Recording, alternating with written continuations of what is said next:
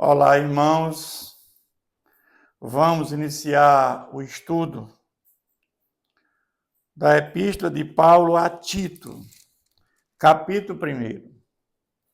Tito era um cooperador de Paulo nas suas viagens missionárias. E agora Tito é escalado para ir para a ilha de Creta, para fazer um trabalho ali naquela ilha. São várias cidades que estavam sendo implantados falsos mestres e falsas doutrinas. E Tito vai para Creta nesse sentido, que essas falsas doutrinas não sejam disseminadas. E ele foi para se contrapor esses falsos mestres. E ele começa essa epístola dizendo, aquela saudação de praxe de Paulo: Paulo, servo de Deus e apóstolo de Jesus Cristo. Por quê? Foi o próprio Jesus que escolheu Paulo para apóstolo, mesmo fora de tempo, quando ele ia para Damasco, e ele teve aquele encontro com Jesus.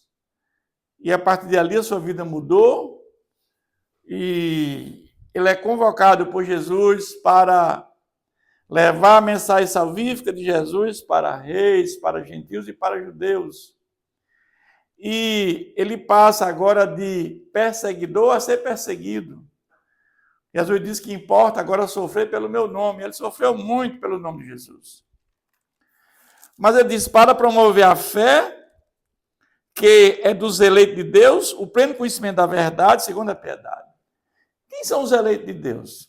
Diferentemente da Igreja Reformada, nós entendemos que os eleitos de Deus são aqueles que ouviram a palavra de Deus e que foram convencidos pelo Espírito Santo.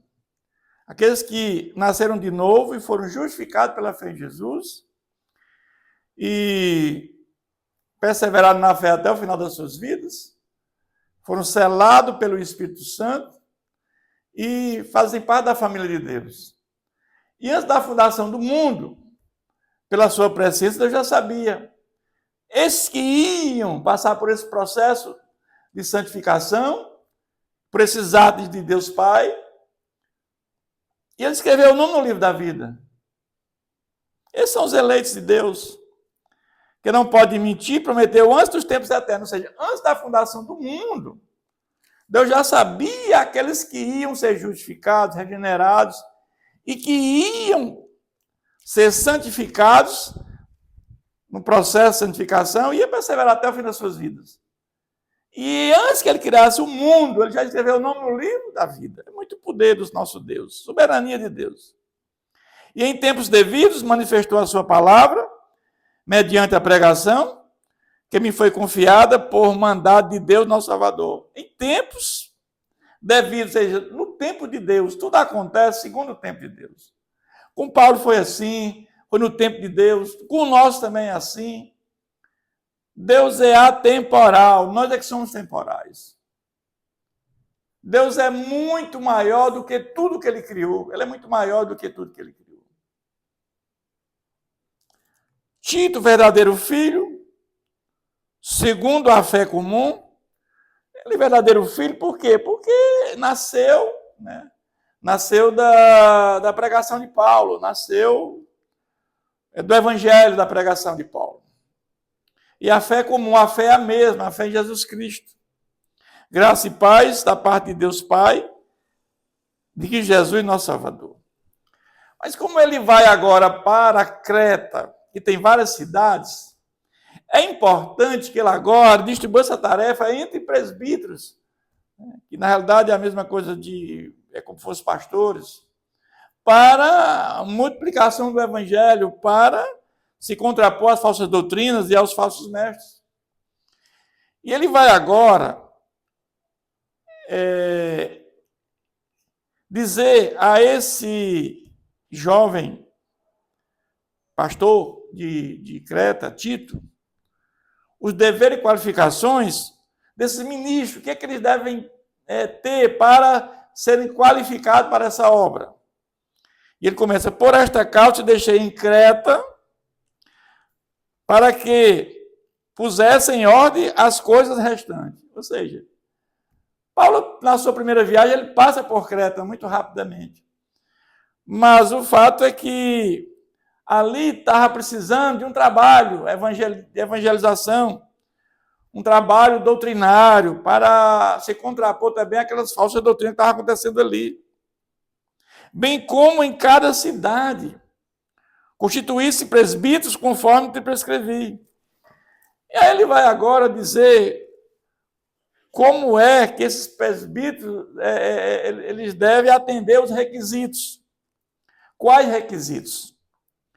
Alguém que seja irrepreensível, marido de uma só mulher, que não haja nenhum dolo, que não haja nenhuma culpa, que tenha filhos crentes que não são acusados de dissolução, de geração moral e espiritual, que é a dissolução, nem são insubordinados, ou seja, aqueles que não se submetem à autoridade.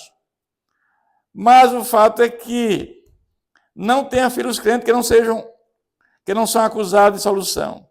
Evidentemente, aqui nós vamos entender que enquanto o pai estiver no controle dos filhos, enquanto os filhos estiverem sob o poder dos pais, porque depois que os filhos saem do nosso controle, é muito difícil, irmãos, não tem como.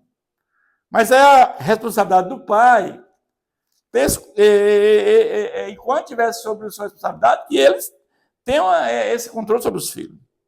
Porque é indispensável que o bispo seja irrepreensível, como despendeiro de Deus, não arrogante, não irracível, não dado ao vinho, não violento, nem cobiçoso de torpe ganância. Que são requisitos para essa pessoa que vai ser um bispo, que vai qualificar para o ministério. Essas mesmas qualificações ele já tinha colocado para Timóteo. Para que Timóteo, quando fosse preparar presbíteros daquela igreja, diáconos também, tivesse essas mesmas qualificações.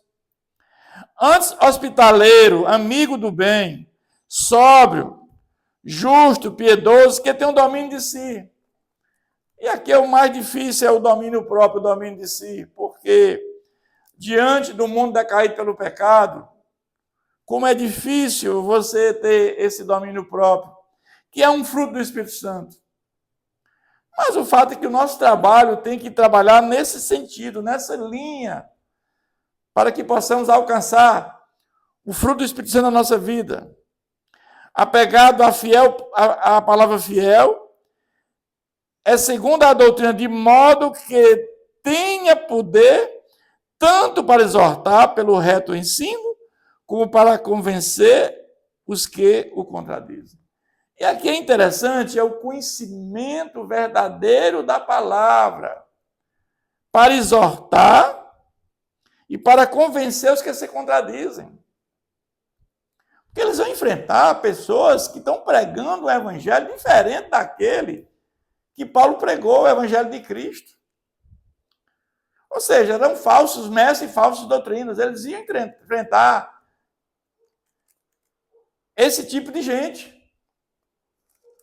Porque existem muitos subordinados, palradores, frívolos e enganadores, especialmente os da circuncisão. Existia os judaizantes, que eram judeus convertidos ao cristianismo, mas entendiam que o evangelho que Paulo pregava era incompleto. Porque a salvação não era só o que Paulo pregava, que era a justificação era pela fé em Jesus. Tinha mais alguma coisa. Precisava que ele obedecesse à lei de Moisés, às obras da lei, fosse circuncidado, ter circuncidado, guardasse o sábado, a questão da alimentação, guardar as festividades. Então, não tinha mais sentido isso. Porque esse encontro que Paulo teve com Jesus, isso agora muda a história, agora a salvação, isso é sombra. Agora Jesus é realidade. E a salvação, o único caminho para a salvação é pela fé em Jesus Cristo. Não há outro caminho. É preciso fazê-los calar, porque andam pervertendo casas inteiras, ensinando que não devem, por topo e ganância. Esses falsos mestres estavam ensinando falsas doutrinas. E aqui ele diz que, ensinando que não deve, pervertendo as pessoas, casas inteiras, por topo e ganância, ganância financeira, ganância do ponto de vista de querer ser maior do que os demais. Então, isso tem que ser combatido. E o combate desses homens se dava com o quê? Com o conhecimento da palavra de Deus, com pleno conhecimento. Foi mesmo dentre eles um seu profeta que disse: cretenses sempre mentirosos, feras terríveis, ventos preguiçosos.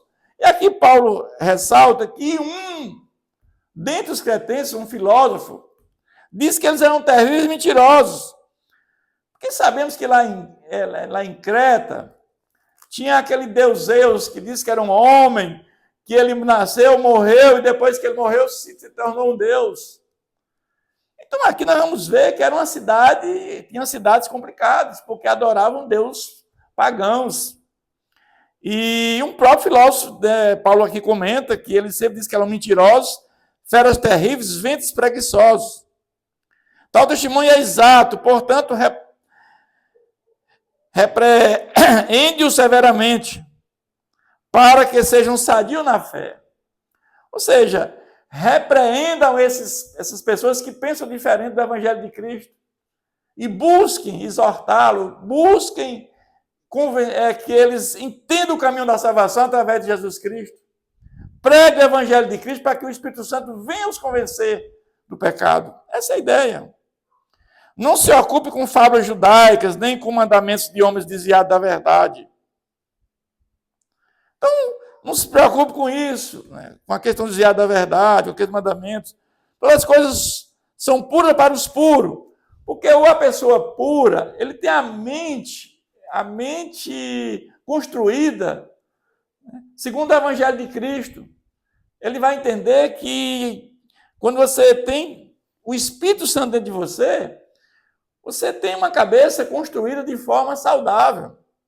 Todavia, os impuros e descrentes, nada é puro, porque tanto a mente como a consciência deles estão corrompidas. Aquele que não conhece a Cristo, aquele que tem uma mente corrompida. Os pensamentos dele não condiz, né, com os pensamentos de um verdadeiro cristão. Os pensamentos dele estão voltados para a ganância, para o valor temporal, para aquelas coisas que não agradam a Deus. Ele vai por esse capítulo dizendo: no tocante a Deus, professam conhecê-lo, entretanto negam por suas obras.